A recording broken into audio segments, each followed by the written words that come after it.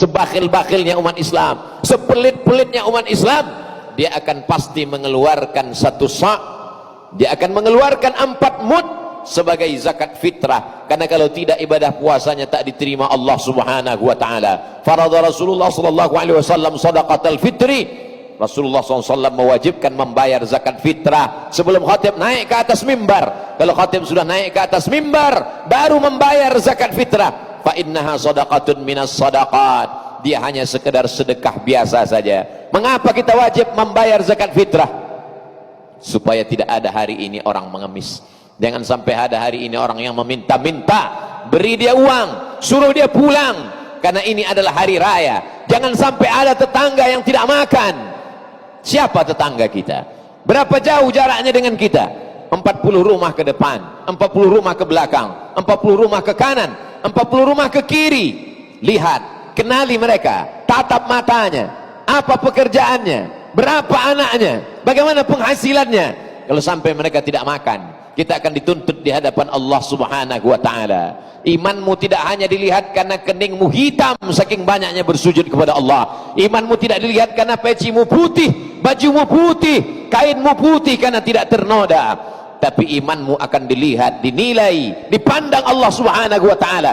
Laisa bil mu'min, tidak diakui imannya. Man yabitu syab'anan, sanggup dia tidur dalam keadaan pulas, lelap, mengigau dalam mimpinya, sementara tetangganya kelaparan. Mereka adalah para pendusta-pendusta agama. Ara'aital ladzi yukadzibu biddin, tahukah kamu siapa itu pendusta agama? Bukan orang yang mengejek-ejek jilbab, bukan orang yang mengolok-olok syariat Islam. Mereka jelas kafir karena mereka mengingkari ayat-ayat Allah. Adapun pendusta agama adalah orang-orang yang tetap sholat, orang-orang yang berpuasa, tapi ternyata mereka yukadzibu biddin. Siapa mereka pendusta agama? Fadzalikal ladzi yad'ul yatim. Mereka membiarkan anak yatim tidak makan, anak yatim tidak sekolah, anak yatim tidak dapat berbakti kepada orang tua. Kenapa?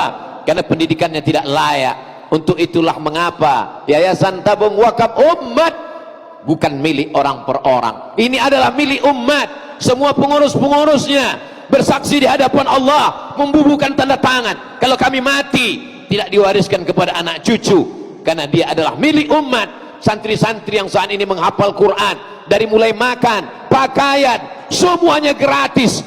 Itu semua adalah datang dari umat, supaya para ustadz penceramah tidak hanya pandai berkhutbah, tapi dia justru menunjukkan inilah amal dari perbuatan. Orang yang sudah mengeluarkan zakat fitrah, dia hanya baru selesai dari satu muqaddimah, episode masih panjang.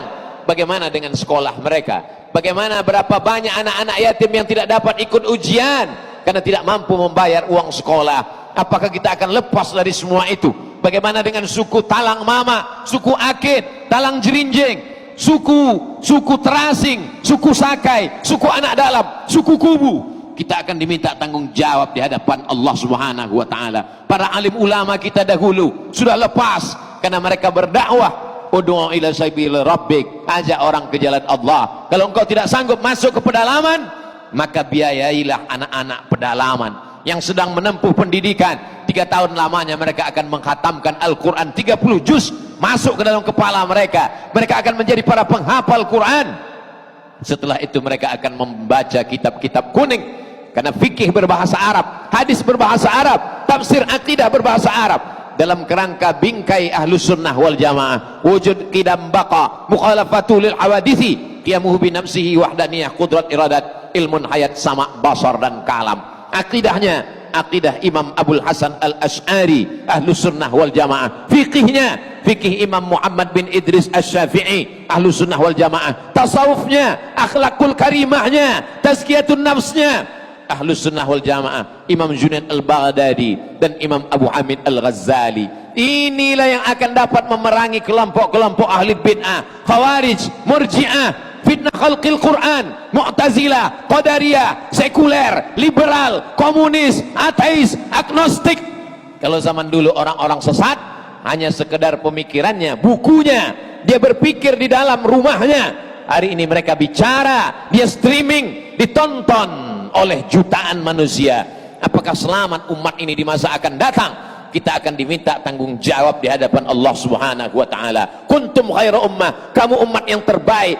Kamu umat yang terbaik bukan karena ke Makkah bolak-balik. Kamu umat yang terbaik adalah karena ta'muruna bil ma'ruf, mengajak orang berbuat baik, wa tanhauna 'anil munkar, karena mencegah perbuatan mungkar. Kalau engkau bukan ulama, engkau bukan penghafal Quran, engkau bukan kiai buya, engkau bukan para habaib, manusia biasa, maka berikanlah rezeki yang dilimpahkan Allah. 50.000 rupiah yang kau kirimkan untuk membeli beras dimakan oleh anak-anak penghafal Quran. Mereka berdakwah ke jalan Allah, mengalir kepadamu. 1, 2, 3 sak semen, pembebasan tanah, membangun pondok pesantren, asrama. Rumah yang kau bangun besar akan tinggal, kendaraan megah, mewah, mahal akan diambil oleh ahli waris. Mereka akan jual, mereka akan bagi-bagi, sampai masanya kau hanya sekedar tinggal kenangan semata. Namamu tak akan pernah disebut dan dikenang sepanjang zaman.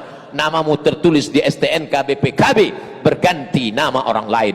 Namamu tertulis di sertifikat tanah Badan Pertanahan Nasional, tapi sampai masanya akte notaris berubah dan berganti. Tapi ada satu nama yang kekal abadi, man bana masjidan, siapa yang ikut membangun masjid, banallahu mithlahu baitan fil jannah. Ma akalta, yang kau makan, rezeki yang kau cari pagi petang siang dan malam. Ma akalta fa afnaita, yang kau makan busuk. Wa ma labista fa ablaita, yang kau pakai lapuk. Wa ma tasaddaqta fa amdaita, yang kau sedekahkan, yang kau wakafkan, yang kau infakkan, itulah yang akan kekal sampai hari kiamat. Sampai hari ini 14 abad lamanya sumur Utsman bin Affan masih tetap mengalir. Sampai hari ini kebun-kebun kurma yang ditanam oleh para sahabat masih mengalir. Begitulah mereka, silih berganti. Tanaman yang tak pernah mati, tanamlah tanaman yang bisa dimakan oleh anak cucumu. Satu batang pohon korma akan melahirkan 17 anak korma yang tumbuh pada celah-celah pelepahnya, jatuh ke bawah, tumbuh silih berganti sampai hari kiamat. Begitulah yang dilihat oleh Rasulullah SAW ketika melaksanakan Isra dan Mi'raj. Dia bertanya kepada Jibril, apa ini Jibril? Kenapa begitu dipetik, dipotong, dahannya putus, tumbuh lagi, tak menunggu waktu yang lama? Kata Jibril alaihissalam, itulah orang-orang yang berinfak, berwakaf, bersedekah, menolong agama. Jangan pernah takut miskin, karena yang memberikan engkau adalah Dia yang maha besar. Allahu Akbar, Allahu Akbar, Allahu Akbar, la ilaha illallah, wallahu akbar, Allahu Akbar, walillahil hamd. Orang yang merasakan Allah besar, maka sesungguhnya rezeki yang dititipkan Allah itu dia lihat kecil. Tapi orang yang menganggap bahwa materi, uang, benda, tanah, rumah, kendaraan itu besar, dia akan mengatakan Allah kecil. Sanggupkah Allah membalas walaupun lidahnya tak berkata, walaupun mulutnya tak bicara? Tapi sesungguhnya dalam lubuk hatinya yang paling dalam, setan sudah berhasil membisikkan kemiskinan. Asyaitanu ya'idukumul faqra, setan mengatakan fakir, kurang, kurang dan kurang. Seandainya manusia ini kaya raya, sebagaimana kayanya, lau kana libni adam wadiyan min zahab, seandainya manusia itu punya satu lembah dari emas, dia tidak akan pernah mengatakan cukup. Latamanna ayyakuna lahu wadiyan akhar, dia akan meminta satu lembah lagi. Walan tamla fahu illa turab, sampai mulutnya disumbat tanah, dia akan tetap menuntut dan meminta. Pelajaran yang keempat, pagi yang penuh barokah, manusia bertumpah ruah datang ke tanah lapang, ke masjid-masjid, mengagungkan asma Allah. Apakah 20 tahun, 30 tahun, 50 tahun akan datang, peristiwa yang sama seperti pagi ini akan terjadi? Berapa banyak ayahnya beriman, anaknya murtad. Zaman dulu orang murtad takut, zaman dulu orang murtad malu. Ulama kalau sudah menyebut murtad 5 kali, 7 kali mereka berkata na'udzubillah wal iyadzubillah, Allah menyelamatkan anak cucu kita. Hari ini orang dengan bangganya murtad, membuat video podcast, membuat wawancara, bangga ketika hukum Allah tidak ditegakkan. Padahal menurut hukum Islam darahnya layak ditumpahkan, halal darahnya. La yahillu damu imri'in muslim illa bi ihda thalath.